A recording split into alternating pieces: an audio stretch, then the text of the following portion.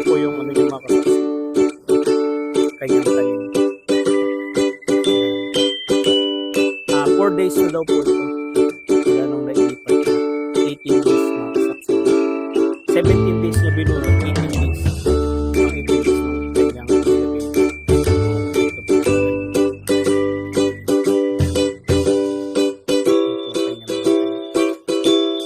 Hello. Good morning mga kasaksid. Ay grabe. Ang haba pala ng biyahe natin. At guess what? Kung nasaan po tayo ngayon? Andito po tayo, sa bahay po at kay Sir Danilo Bulos. Okay po. Kung kilala niyo po si Sir Danilo Bulos, siya lang po ang umani po ng 336 kaban sa isang hektarya mga kasaksid. At hybrid po to, SL po ang ginamit niya. So naandito po ako sa kanya, sa lugar niya, which is grabe po yung laki ng ni Sir. Nandito po tayo para tignan at tanungin po siya kung ano nga po ba yung ginagamit niya or ginagawa niya o anumang proseso yung ginagawa niya dito sa pagtatanim niya po ng palay. Para kung bakit nga po siya nakaani ng 336 kaban lang po. So siya pong kauna-unahang umani ng ganun kalaki mga kasaksid. Kaya, ayan, buti nabigyan po tayo ng oras ni Sir na ma-interview siya kasi pinapatawag po siya kagad ngayon sa Muñoz. At syempre, appointment niya yun, kaya buti na lang naabutan natin siya. So, makipagkwentuhan lang siya sa atin ng unti at bigyan niya tayo ng idea kung paano po ano ba yung diskarte na ginagawa niya para maabot niya po yung ganun kalaking yield, So super excited na makausap si Sir kahit saglit. So yun, let's go, punta na natin siya. So yun mga kasaksid, magandang umaga po ulit. At yun po, nandito na po ako sa bahay po ni Sir Danilo. Ayan, at alam ko po napapanood niyo po siya sa YouTube at interview rin po siya ni Sir Manny Piñol po. So ayan po, papakilala ko na po sa inyo si Sir Danilo. Pero bago po muna, please like, comment, and subscribe sa ating YouTube channel. And please click the notification bell para lagi po updated sa lahat po ng videos po natin. So ito na po, harap ko na si Sir Danilo. Ayan po.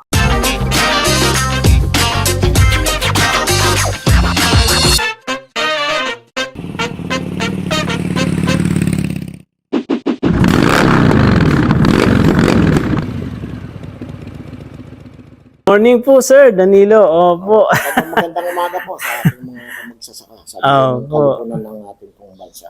Ayan po. Sir Danilo, maikwento ko lang po sa kanila po. 'Di ba kayo po ay umani po ng 336 kaban? Opo, sa yun isang po hektarya. yung 2020, SL20 po yun. SL20. 2020 po yun. At 2020. Tag-araw po. So yung 2000, nung na po na yun, Sir, yung inyong naani na 336, ilang po siya, Sir? Ilang kilong seed, ganun? Usually kasi ang natin, kada hektarya 20 kilos. 20 kilos. No, pero ako kasi pagka ako namula, nagdadagdag ako kasi manual yung pagtatanim ko eh. Hindi ako gumagamit ng kahit anong makina na pagtanim. Puro manual. Ayun. Manual yun. Puro manual po siya. Oo, kasi lahat ng sistema sa pagtatanim, ginamit ko na yan. Andyan yung nagsabog tanim ako. Andyan yung nag-drum seeder ako. Andyan yung nagdapog ako. Ayaw po dapog. Ganyan, yun nga, yung transplanter. Actually, may transplanter ako pero hindi ko ginagamit. Unang-una, kaya bumalik ako sa manual transplanting. Di ba, ang mga magsasaka natin, nawala na yung gapas sa manual na gapas dahil ayan na yung makina na harvester. Opo. So, parang yung binalik ko lang yung pagtatanim para yung konting kinikita natin pagparti-partihan natin kasi alam niyo naman yung mga manananim. Opo. Nagsasalin lahi din sila yung mga bata andyan, yung matatanda, nagre-retiro ng pagtatanim, andyan na yung mga bata. At saka parang hiyang ako sa manual transplanting kasi kung ano yung gusto kong distansya, nakukuha. Kaya nga nagdadagdag ako ng binhe para makuha yung gusto kong distansya sa pagtatanim. Okay. So yun, at saka ang isang nagiging ko doon yung sa halimbawa kung 70 katao yung nagtanim o 80 katao, sipin na lang natin na ang katulong mo sa pagdarasal para umani ka ng marami 80 katao na kagad yun. Dahil pagka maganda yung tanim at maganda yung inani, pinagdasal nila na gano'n na sana maka umani ng maganda, di ba? Umani ng maganda. Ganun lang ang kuwan ko. Apo. Ngayon po, matanong ko po, yung sa 1 hektarya po na ginawa nyo nun, ilan po yung distancing nun, sir? Kadalasan ang distansya ko 20 by 15, 20 by 20. Depende kasi sa binhi na ginagamit ko. Oo. Yun po yung hybrid po, di ba? Oh, 20 by hybrid. 15. Okay. Kasi sa transplanter, ang transplanter kasi 30 ang pagitan. Okay. Yung sunuran niya na i-adjust ng 14 sagad yun, 14 cm. 14 14, 15, 16. Kung anong gusto mo ng yung sunuran. Pero sa distansya, hindi ka na masusunod doon. Talagang 30 by 30 cm siya. Okay. Yun ang ng transplanter. Standard yun. Standard. Oo. 30 by 30, pang hybrid na din po yun. Oo. Pero lahat nga, kung muna subukan ko, hindi ako umani na kuwan. Apo. Matanong ko dito, sir, sa inyo pong yung sa binhi po ninyo, mga ilang po siya? Ilang days bago nyo mailipat tanim siya? 18 days. 18 days. 18 days, oh. Apo. Tapos mga ilang po siya, sir? Ilang araw nyo siya naabunuhan? Yung standard kasi natin, yung 8 to 12 days after transplanting, yun ang first application ko. Tapos yung second application ko, nasa 20 to 25 dot. 20 to 25 dot. Tapos, top dress na ako, dapat nakakapag-top dress tayo ng 50 to 55 days. Mula nung ipunla ang binhi, dapat nandun na tayo sa top dress. Ibig sabihin, nagbibilang kayo. Ano po kayo? Lipat tanim po yung... lipat tanim. Ibig sabihin, mula punla po hanggang 55 days, yun yung bilangan po. Ayun ang bilangan sa top dress. Okay. 55 days mula nung naipunla. Yun yung top dress nyo. Basta 50. Minimum of 50, maximum of 50. Tapos ano nga po ulit yung basal niyo, sir? 20... Kailan po kayo nagbasal? Wala, actually hindi basal yun Hindi basal. Yun yung first application. First application. Kasi pag sinabi mong nagbasal ka, dapat yung may tinatawag silang paupo, ganyan yun ang mga inaano nila. Pero yung sa amin kasi, sinusundan ko yung first application 8 to 12 days after transplanting. Okay. Doon po kayo naglalagay ng first application. First application na yun. Okay. Ganon. Tapos yung susunod yun na yung 55. Hindi. Yun ang yung susunod, 20 to 25. 20 to 25. Second application. Second application. Tapos yung third application, yun na po yung top dress. 55 days mula nung ipunla ang binhi. Opo. Tapos yung, na po yun, di ba? Wala na po kayong susunod doon na ilalagay? Wala na. Wala na. Pero kung minsan nagsaside dressing kung tawagin yun, yung hilamos. Hilamos. Pero hindi ko na ginagawa, baka tumabal nga, nagiging maipa. So meron akong, kumbaga sa tao, meron akong food supplement na ginagamit. Ito yung PAA, amino acid, na sarili kong produce. Na 1 kilong laman loob ng isda, 1 kilong molasses, peppermint ko ng 30 to 45 days. After that, pwede ko nang sasalain ko, kunin ko yung katas. Yun ang pinang-i-spray namin. Yun, parang yun po yung sinasabi niyo po na nabanggit niyo po kasi dun sa video, parang every 10 days. Every 10 days. Actually, yan, nakapag first application na kami lang, bali pangatlo na.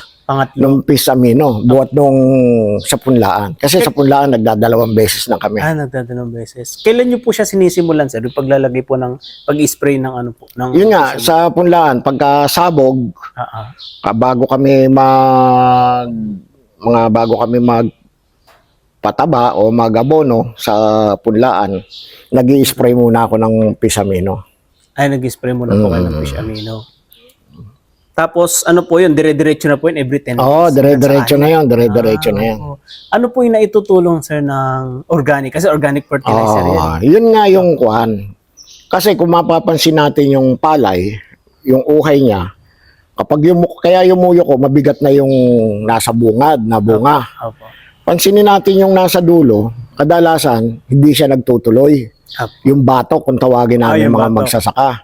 Oo. Kasi nung panahon na hindi ako gumagamit, binibilang ko yon at saka nag-aano pa ako, gumagamit ako ng kung ano-anong pulyar. Hindi ko din siya mapabungan at hindi ko mapalaman hanggang sa malagatas lang. So, pag inanim mo yon, nakita mong mapula pero yung pinaka ano niya, pipis, yung pilipit yung palay niya.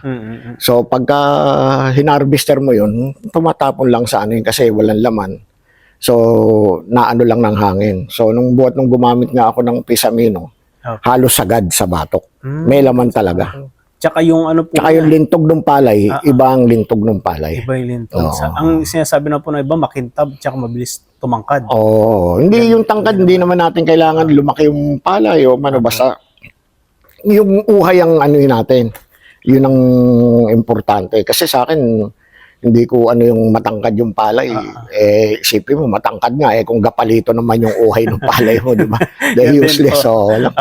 Napunta lang sa katawan, hindi sa bunga. Yes, di ba? Ganon eh. So, dun sa ano naman po, sir, ilang abono po yung ginagamit nyo sa isang hektarya? Kapag ganitong tag-araw, pinakakonti kong ginagamit, 10. Hanggang 12 kaseko eh. Anong ano po yun, sir? Anong abono?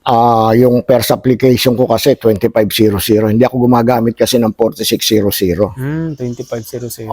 2500 at saka 1620, ganyan. Kung minsan nagpapalit ako, depende sa ano ko, soil analysis ko. So nagpapalit ako minsan. Kung kailangan ko mag-14, nagka-14 din ako. Pero never na ako gumagamit na urea.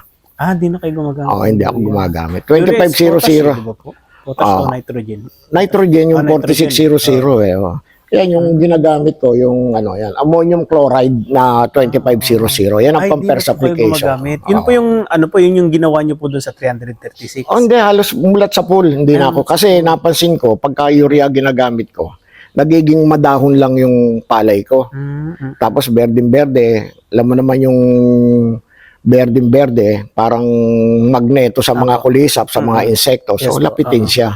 Lapitin siya sa mga kulisap. Oo, ganon. Tapos yung sa paglalagay niyo po ng ano, di ba, yung iba po, nagbababad po ba kayo ng binhi? Oo, nagbababad ako. Nagbababad po kayo. Doon sa pagbababad niyo, sir, isang araw din, no? Magbababad ako ngayong umaga, hahanguin ko kinabukasan ng umaga. Bali, 24 days. Pero hindi na ako naghuhugas-hugas dahil yung irrigation namin, running water yan. So, dyan kami nagbababad sa irrigation. Bali yung isang hektarya nyo nun, ilang kilo po siya ng binhi, ilang kilo na seed ang nabili nyo po nun? 40 kilos din po ba? Hindi basta pagka hybrid kasi, 20 kilos to 25 ako, nagdadagdag nga ako. Dahil nga, yung gusto kong distansya kasi. Yung 15 talagang hindi kakasya kahit anong gawin natin. Kakasya pero pagkakasyahin lang naman nananim. Pagkakasyahin lang, makikita mo yung pagitan nun, malaki pa sa puwit ng balde. Opo. So, kasi kaming mga ganitong mga nasa stage na ng ganitong edad, ang katwiran nga namin, ginagaya pa namin yung mga kasabihan ng ibang matatanda. Basta marami kayo tinanim, marami kang aanihin. Opo. Di ba? So, 20 to 25 po siya yung ginagamit. Ganon. Tapos yun po, sir, ibig sabihin sa inyo pong ano rin po pala, kasi narinig ko po kay Pastora din po kasi yung na-interview ko po noon, soil analysis po talaga yung nagiging base nila. Kasi po marami po ngayon, sa totoo lang, marami po ngayon farmers din ang nag-ano sa akin, pahirapan daw po sa kanila magpa-soil analysis. Meron naman sa mga meron. Ewan ko lang yung mga, pero kahit na maliliit na bayan siguro meron na sila ng kwan. Yun din po ba, sir, is malaking recommendation nyo din po ba sa kanila? Pero minsan kinokontra ko din, yung binabago ko din. Binabago nyo. Ganon na, kasi nakikita ko naman halimbawa, yung kasi papalahin mo, pitak-pitak. Kasi kabisado ko yung mga pitak ko na lumakas ang ani at saka humina. So ngayon, babase ko doon, ba't naging ganun yung, halimbawa, kumuha ko doon sa malakas umani. Pina-soil analysis, ba't ganito yung analysis nila samantalang maganda naman yung kasi hindi lang yung mahina ang pinapa-soil analysis ko, pati yung malakas. Siyempre, babasihan ko yun. Ba't ganito yung, para titignan ko kung yung analysis, kung sakto ba o ano, di ba? Opo, kasi di ba sabi ko, kuha ka sa 12, 10 po ata or 12 sa isang hektarya, di ba? Huhukay ka. Ibig sabihin, random yun. Sa ibang parte, may iba-ibang analysis. Kasi ang recommendation po nila, di ba, ipaghahalo mo sa Oo, Isang oo. ano po yun eh. Tapos Oo. yung 1 kilo, yun yung ipapa-soil analysis nyo sa Oh, kanila. dayain mo sila, wag mo silang wag mong ihalo para makita mo kung Ay, ganun. accurate yung ano, di ba? Kasi pag hinalo mo, hindi mo Opo, naghalo na lahat. Oo, Oo, yun di nga ba? po Eh, eh. paano mong gaano yun? Oo, Dayain mo oo. sila, soil analysis mo yun, Soil na analysis mo rin. na hindi mo hinalo.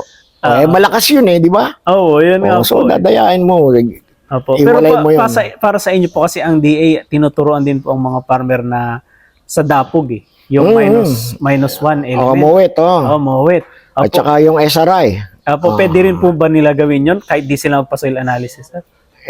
Kasi iba yung ano nga yung mga masteral at saka PhD. Oo. Iba kami kasi kami nasa ground actual kasi pagka Opo, yun maganda actually. yung mga demo kasi nila ano yun yung 1,500 square meters lang. Opo, But yung mga dapat pagka nag-demo sila, lakatin nila buong isang hektarya para malaman nila kung yun nga yung aanihin nila. Oo.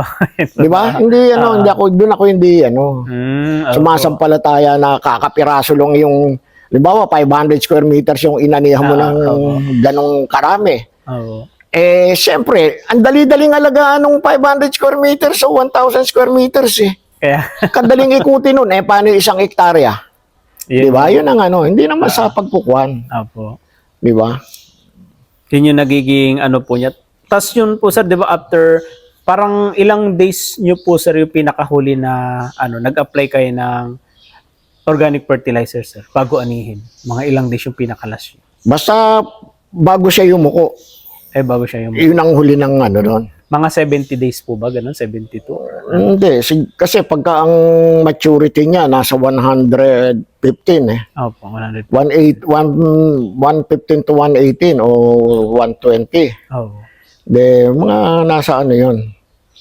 Siguro. Kasi bago kami magpaani, nag-ano ako ng 20 days pa papatuyo ng lupa So siguro, mga nasa nasa 80 to 90 siguro. Mga 70 to 85 days. 70 to 80. Yun ang last ko. Opo. Buhat nung punla yung bine. Buhat nung naipon na yung binhi. Kasi gagano na siya gagano. Makikita mo naman tapos mapula na yung dulo. Yun din po yung sekreto bakit nagkakaroon ng laman yung batok ng palay. Yun din yung nagiging niya. Kasi yung ibang farmers po wala nang laman ng batok ng palay nila. Kasi yun nga, hindi sila siyempre hindi naman ngunit ginamit mo ngayon yung pisamino acid, may resulta ka na di ba? So masterin mo din kasi yung mga right timing ganyan. Tapos mayroong iba na sinasalungat pa na sabi ko nga umaga lang para pasok na pasok kasi may kasamang hamog, hindi katulad do sa hapon wala. Tigang yung dahon mo, mainit, di ba? Parang lungay-ngay siya. Kumbaga sa tao, pagod. Paano pa siyang kakain ba siya ng ganong kalakas, di ba? Di ba? Kasi ginagaya ko rin siya sa tao Para yung tulad ng mga iba, nagpapataba ng limbawa, yung first application nila, binubultuhan na kagad nila ng isang bulto. Tapos yung pangalawa, ayun na, wala nang top dress. Wala nang sa ko kasi, di ba, 8 to 10 days.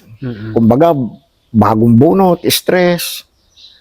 Tapos, parang sanggol na kahit na yung sanggol ba, dedean mo ng dedean yan. Hindi, dede ng marami yan dahil yun lang ang kapasidad niya pa dahil bata pa siya susuka, di ba?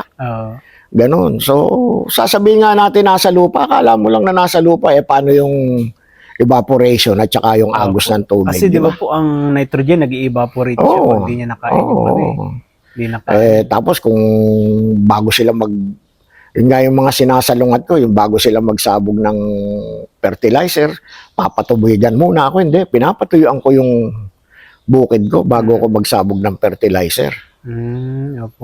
Sanap na sanap siya. Hindi yung Kasi yung iba kasi, napansin ko dun sa mga manggagawa natin ng bukid, kaya gusto nila ng may tubig, ginhawan lumakad, madulas. Kasi pagkatuyo, mahirap lumakad, mabagal, maputik kasi. Maputik, mahirap hugutin yung paa, ganun.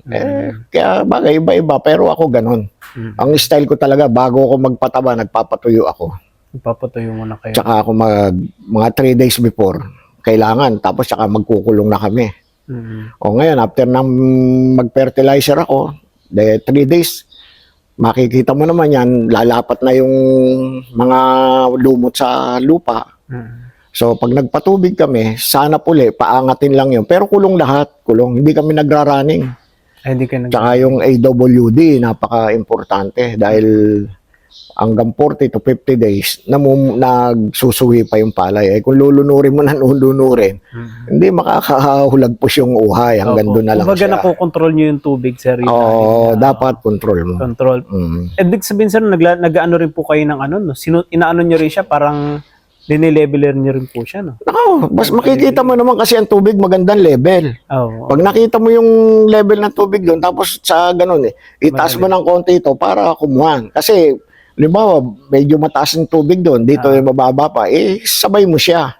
Isabay mo siya. Isabay mo lang siya sa taas. Kahit na hindi ganong lunod yun dito, nakakuan. Hindi naman kasi actually kailangan i-flooded o lunurin yung pala, basta't may tubig lang. Basta may tubig. Basta't importante yung uhay, kakasingaw, yung lalabas ulit, yung suhi, ganun. Yung suhi niya lalabas. Tapos ipapatuyo ka, ginagawa namin, malaputo lang yung lupa. Tapos pagka medyo, wag lang magbibitak, basta patubig na uli. Patubig na ulit. Oo, ganun. Opo. Yun po pala, no? Hindi po pala talaga kayo gumagamit ng urea. Imbis, ano po yung pinalit nyo ulit dun, sir? 2500. 2500 po, no? Tapos ilang bags? 10 bags po, no? Hindi kayo umaangat ng 10 bags. Hindi. Basta kung kailangan, tulad ngayon, baka mag-11 ko o 12, pero nakaano pa rin. Kasi nagdadagdag kasi ko ng fertilizer sa gitna at saka sa top dress. Sa gitna, tsaka pero sa yung 20 or 25 na. Pero yung nasa first application ko, dalawa lang ng dalawa. Kada isang hektarya. Tulad ngayon, isang 2500 at saka isang 1620 yung ginamit ko. First application ko yon. First application. Parang ano po siya, sa first application nyo po, 2500, tsaka yung isa po, ano yung isa? 1620. 1620 po, di ba? Tapos sa second application nyo, kung hindi available yung gagamitin ko 16, 8 plus 8S, nagti-triple 14 ko. Puro lang yun. Puro. Mga ilang bag yun, sir, yung second application?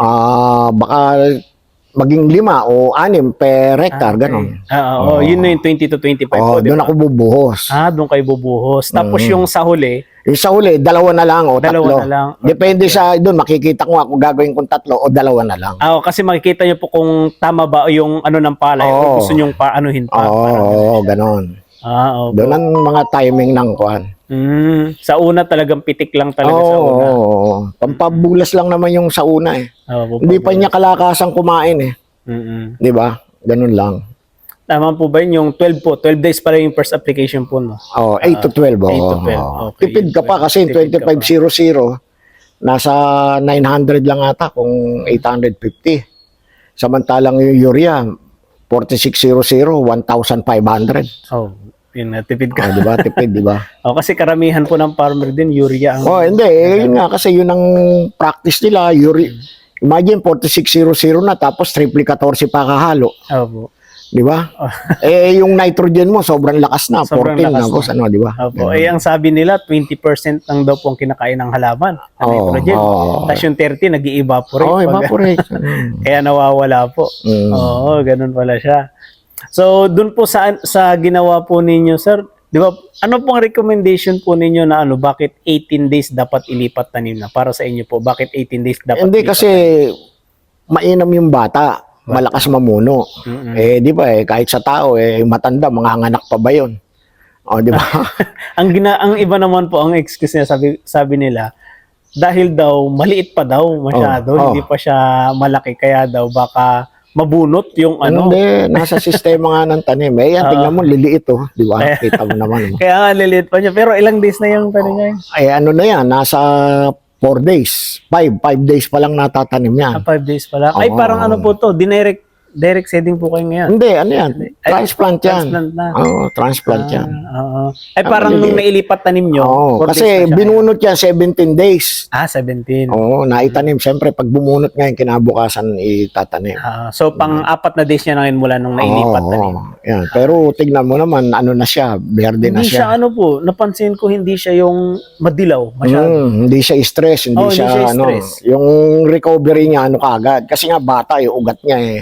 Bata. Oo, At ang kapit maganda pa kagad. po dun, di ba? Inispray nyo na agad po siya nung punla pa lang ng Oo, organic mga fertilizer. pisamino. oo. Opo, kaya malaki yung naging tulong niya. Kaya sa isang Sabado, hahagisan na ng fertilizer yan. Pero yung ibang, ano ko dyan, tamo yung mga ano na fertilizer na yan, kaya ganyan nakabulas. Itong opo, green na Oo, green na diba, siya. berde na siya. Oo. Oh, yun nga po, marami po akong napapansin sa ibang-iba po talaga yung diskarte niya. Oo. Ibang-iba Tsaka yung tignan mo diskarte. naman yung distansya.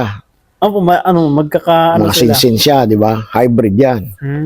Kasi sabi ng iba, pagka masinsin, di daw mamumuno. Oo, hindi daw magipi. Sabi niya. Bakit kailangan ko pang hintayin siyang mamuno? Tinanim ko na yung puno niya. Nadagdag, di ba? Ando na sa gitna. Naanda na sa gitna. Di ba? Ganun lang yung Oo.